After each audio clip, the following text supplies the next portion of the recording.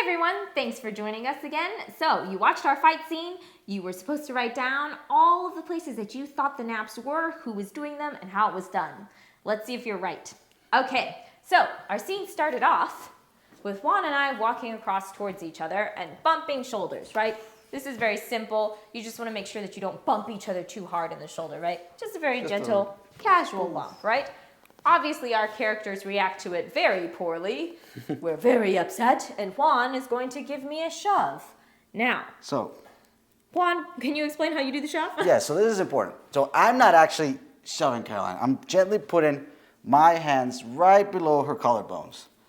And then I apply a little bit of pressure. That indicates Caroline that she's in control now of the shove. If you see, actually, she's the one who's going to decide how far or how strong the push is. It's important. We don't actually push people. I just apply a little bit of pressure, and then Caroline does the rest. Awesome. Yes, so my person, it's your job to make sure that you're selling the shove, right? That you make it look like it's a real shove, because it obviously isn't. You'll also notice Juan, when he shoves, he bends his legs, and then he leans back like he's pushing force into it, but really, he could just do this all on his own, right? Without another person. It just kind of sells the shove, makes it look more realistic, like he put more force behind it.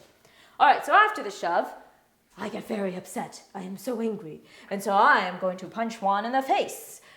So this punch is a little different than the one we learned in the lesson video. In the lesson video, we were throwing a straight punch. This punch is called a roundhouse because it goes all the way around.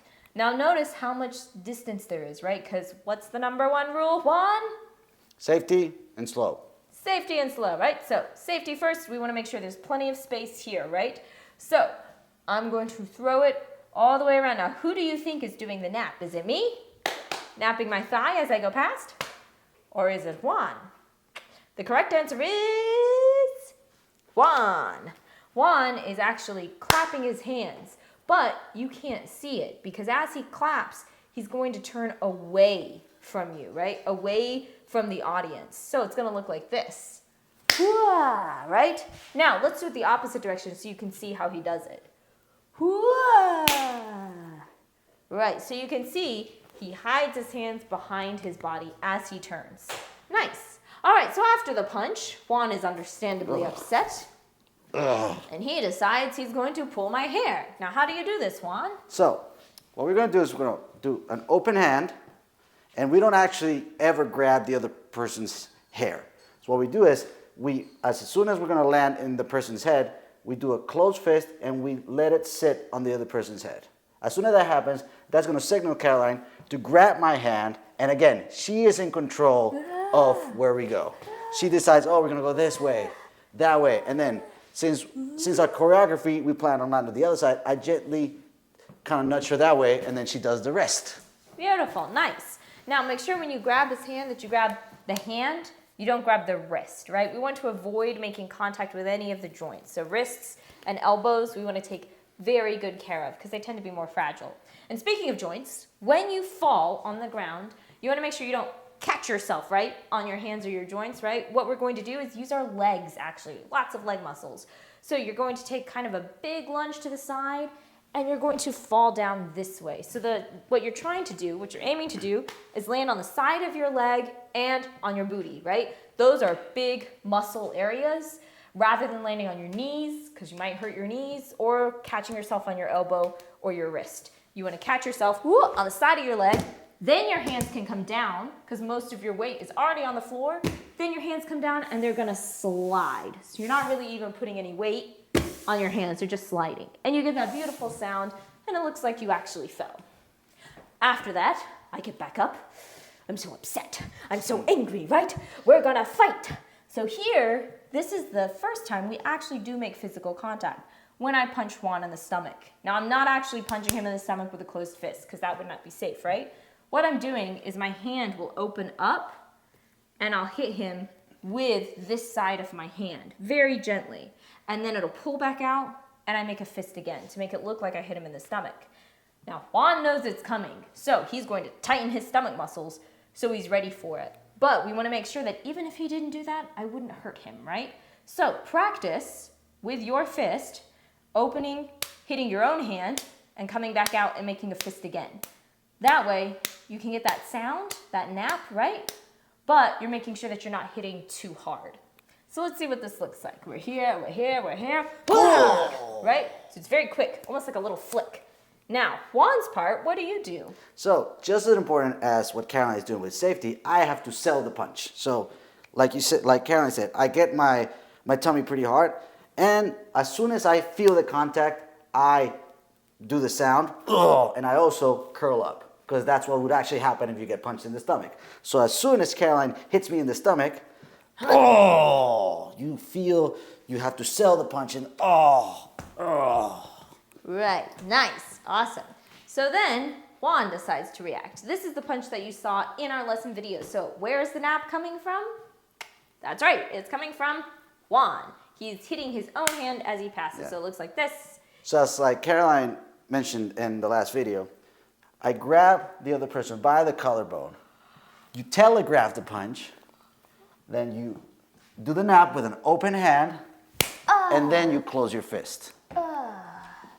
Now the safety in this one comes because you're never actually aiming for the other person's face at all. You're aiming for your own hand as you travel past. So in our previous punch, right, we were far enough away where we would never hit. In this one, you are close enough where you can't actually make contact, but you're not going to because you're not even aiming. I'm not even aiming towards one's face, right? Aiming past it towards my own hand. That's the safety aspect in that one. Now, Correct. I am very upset. I just got punched in the face, so I'm going to throw an elbow at Juan. This is the same basic principle as the punch that we did before, the roundhouse punch. You're just taking your elbow. The idea is that your elbow would be hitting him in the face, right? And this one is a hard hit because our elbows and our knees are some of the hardest places on our body when we're striking, right? So my elbow's gonna go past, but obviously I would never make contact with Juan. I'm too far away. And the nap is the same as before. Juan is gonna be napping, he'll be clapping and turning his body away, just like this, right? We'll do it again, so towards the camera so you can see what it would look like, just like this. Nice, awesome. So Juan gets elbowed in the face. It's a very hard hit, so it takes him all the way to the ground. We travel this way where my back is towards you, and I kick him in the face. Nice. Now, let's turn it sideways so you can see what's actually happening. What's actually happening is I'm actually pretty far away from Juan. You want to make sure when you're throwing kicks that you have a lot of distance because your legs have a lot of power in them. So if you actually hit somebody with them, it would hurt a lot more. So we want to make sure there's plenty of distance, but because we put this towards this angle where my back is towards you and Juan is upstage, we actually can get away with it because this is called forced perspective. Forced perspective is why people can stage videos where it looks like, they're holding the Eiffel Tower. The person holding the Eiffel Tower is actually really close to the camera and the Eiffel Tower is very far away, right? Same basic principle applies here. I am closer to you, the audience, while Juan is farther away, but it doesn't look like that because of forced perspective, right? So I'm throwing an inner crescent kick. An inner crescent kick means your leg is going to be straight as it travels across. So you're thinking of a crescent, right? Like a half circle, a crescent moon. So it's going across and all the way down. And usually I end it by turning my body all the way around because the kick will take you this way and then you turn back around, right? The idea behind it is this side of your foot, if this was a real fight, would be hitting the side of Juan's face and traveling that way, right? So, obviously, not actually going to hit Juan, just going to bring it across. Juan, what are you doing in this part? For the person receiving the kick, it's important for me to gauge where Caroline's foot is, because as soon as it goes in front of my face, there's two things that I need to do. Number one, I'm doing the nap. And number two, I need to follow the leg so it looks realistic. Right, so let's see that in motion. Oh. Nice, awesome. Now let's see it with forced perspective. So I'm gonna come closer to you, turn my back towards you. Juan is farther upstage, here we go. Oh. And then I walk past. I smirk at my fallen foe. And I walk off. Maybe Juan does something funny like, oh, maybe he's regaining consciousness. No, he's not, right? So that is how we did our fight scene. Thanks so much for watching us today, and we'll see you next time.